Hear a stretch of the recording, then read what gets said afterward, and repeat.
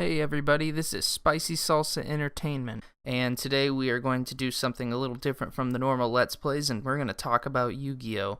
I think most people are familiar with the concept.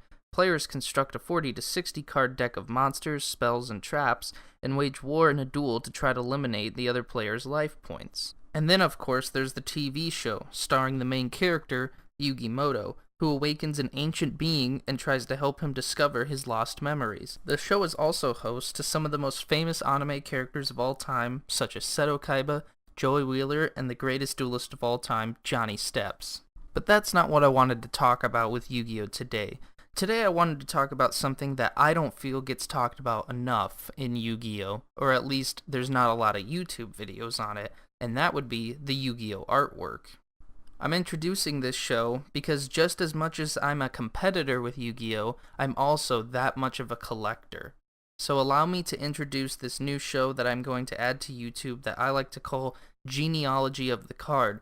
This is where I take a look at one card archetype, such as Blue Eyes White Dragon, and I'll look at every different form of art they've had for it over the years, and maybe criticize it, judge it, or look at it in new and different ways that I might not have seen before. I decided to start off easy for the first episode, and we're going to talk about the Celtic Guardian. First off, he's one of the most memorable cards in the series, being one of Yugi's ace monsters. So we're going to go back in time to the first time that we ever laid eyes on the Celtic Guardian in the Yu-Gi-Oh! Trading card game. So when was the first time that Celtic Guardian ever appeared? Because it wasn't the Legend of Blue Eyes White Dragon, which might have been your first thought, considering that that was the first booster pack that was ever released here in America, and he was in that pack as a super rare card. But I'd like to go back even further, because Japan had the Yu-Gi-Oh! Card game long before we did.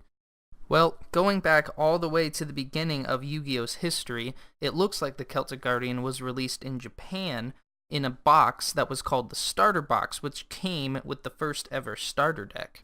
But I should explain, he wasn't actually a part of the starter deck, or at least not to my knowledge. You see, I'm having trouble finding the deck list online because this item is so rare that only a few people would even know how to print it on the internet for everyone else to see. So if he wasn't actually in the deck, how did you obtain this Celtic Guardian? Well, guess what? He was a pre-order bonus. I've never heard of that with a Yu-Gi-Oh! Card. Usually, like, pre-order bonuses, like, you'd think of gaming, but no, he was a pre-order bonus for the first ever starter deck. And this was released in March 18th of 1999. That's weird to me. So this is where we're going to start, but I'd like to explain. I'm not going to go through every different version and every different rarity of Celtic Guardian from over the years from all the different languages, because that would just take too long, and these videos are meant to be shorter. Instead, we're going to look at each different type of artwork that the Celtic Guardian has gone through, maybe critique them, maybe find out which one's the best one, and maybe find new things to appreciate about each one that we couldn't appreciate before.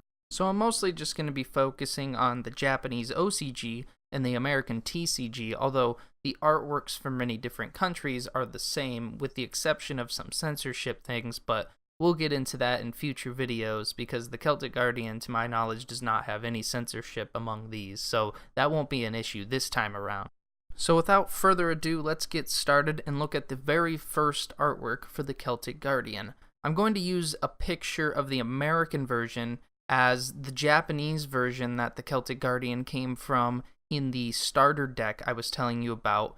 Pictures are really rare and hard to find of it, just like the box that it came in.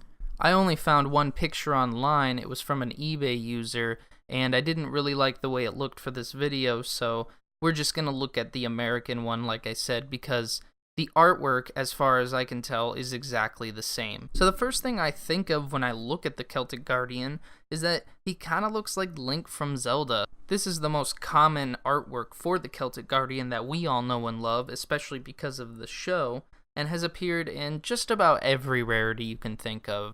He's got green armor, horns on his head, he's got a little necklace, abs for days, a sword. I mean, he's pretty detailed for an older Yu-Gi-Oh! Card.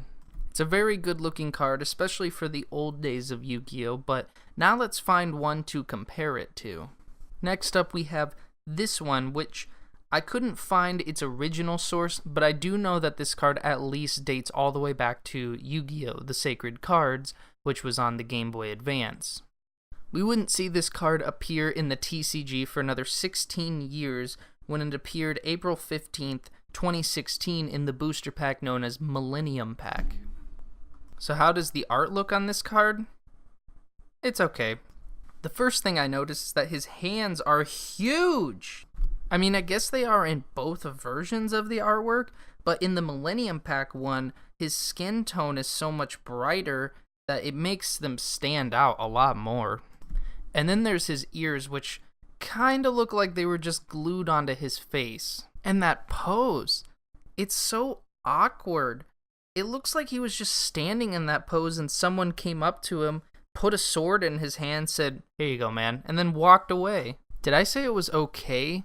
Taking a closer look at it, compared to most Yu-Gi-Oh cards, it's actually kinda bad. I hate to say it, but I am glad that we got it after all these years, because I remember seeing it in the old games and thinking it looked alright in those.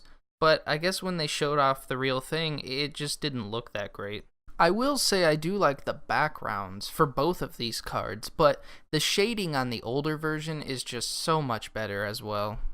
Finally, let's look at the last Celtic Guardian that actually came out in between these two on December 8th, 2008 in the Anniversary Pack. In my opinion, this is the best looking one.